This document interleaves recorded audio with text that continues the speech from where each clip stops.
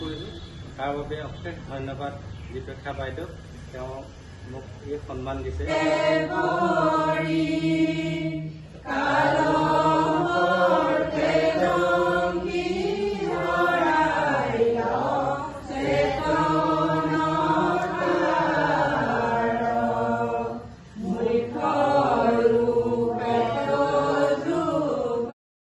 আজি শুভাৰম্ভ কৰিছোঁ।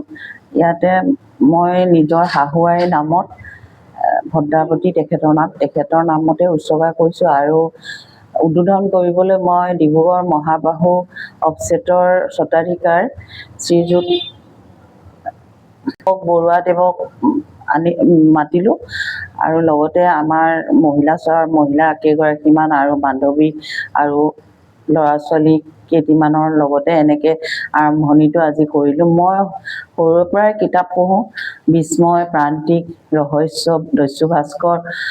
তাৰ পৰা লাহে লাহে পিছত ডিব্ৰুগড় ডিষ্ট্ৰিক্ট লাইব্ৰেৰী স্থাপন হোৱা দিন ধৰি কিতাপ পঢ়োঁ, আনো। লগৰবিলাক আমি সকলোৱে ডিষ্ট্ৰিক্ট লাইব্ৰেৰীৰ পৰা কাৰ্ড বনাই কিতাপ আনো, পঢ়োঁ। আকৌ বদলা বদলিকৈ ইজনীয়ে পঢ়োঁ। পঢ়া কিতাপৰ তলত বাহিৰা কিতাপ, এনেকৈ আমি এটা কাল পাৰ কৰিলোঁ। আৰু কিতাপৰ প্ৰতি অসম্ভৱ প্ৰেম। তাৰপিছত প্ৰথম প্ৰতিশ্ৰুতি পঢ়িলোঁ, স্বৰ্ণলতা পঢ়িলোঁ, এনেকৈ অনুৰাধাৰ দেশ, অসীমত যাৰ হেৰাল সীমা, তেনেকৈ লাহে লাহে আকৌ পিছত ৰীতা চৌধুৰী, দেওলাংখুই, অৰুণসমাদেৱৰ আশীৰ্বাদৰ ৰং, এনেকৈ লাহে লাহে বহুত কিতাপেই পঢ়িলোঁ মই। আৰু কিতাপ মোৰ বহুত হৈ গ'ল। সেইবোৰ ভাবিলোঁ এটা সংৰক্ষণ হওক, ভিতৰত নিজৰ ঘৰত থ'বলৈ জেগা নাই, বিচনাৰ পকাৰ ওচৰত এনেকৈ জাপি থওঁ, আলমাৰীত নোজোৰে। তাৰপিছতে সেয়েহে ভাবিলোঁ এটা পুথিভঁৰাল হ'লে ওচৰৰ ল'ৰা ছোৱালীৰো সুবিধা হ'ব, বা এতিয়া দেখিছোঁ বয়োজ্যেষ্ঠ মানুহো পঢ়িবলৈ আহিম বুলি কৈছে, খালি এতিয়া আহিছে, তেনেকৈ চাই গুচি গৈছে। আহিব মানে সকলোৱে, কেতিয়া আপুনি বহিবলৈ ঠিক কৰি দিব তেতিয়া আহিম এনেকৈ কৈছে।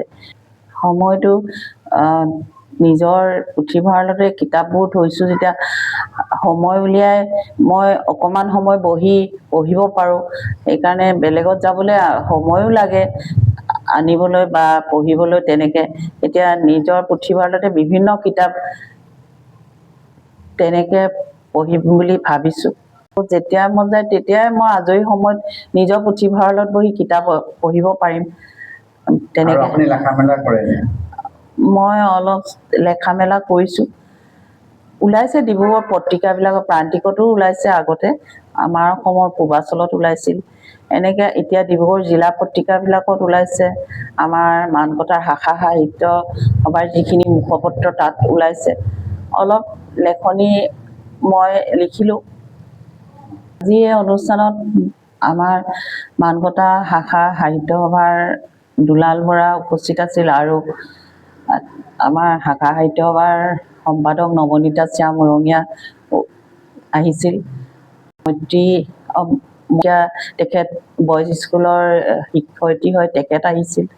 আৰু অঞ্জুমণি কলিতা বাইদেউ আহিছিল, তেখেতো কপাৰটিভৰ অফিচাৰ হয়। আৰু নানু বৰগোহাঁই, তেখেতে আমাৰ ভায়লিনৰ শিক্ষয়িত্ৰী হয়, ইয়াত তেখেতৰ ভায়লিন স্কুল আছে। আৰু ৰেইকিৰো তেখেত গুৰু। আৰু ল'ৰা ছোৱালীবিলাক আহিলে কিতাপ পঢ়িও ইয়াতো পঢ়িব পাৰিব, আৰু ঘৰলৈ নিবও পাৰিব, লিখি গ'লে হ'ল। আৰু সময়মতে ঘূৰাই দিয়া তেনেকৈ ব্যৱস্থা মই কৰি দিম। ৰেজিষ্টাৰ বহীত লিখি থৈ যাব আৰু এইকেইখন মই লৈ গৈছোঁ বুলি, কাৰ্ড হিচাপে নহয় আৰু তেনেকৈ তেওঁলোকে পঢ়িব পাৰিব। আৰু আপুনি অহাৰ কাৰণে আপোনাক অশেষ ধন্যবাদ জ্ঞাপন কৰিছোঁ।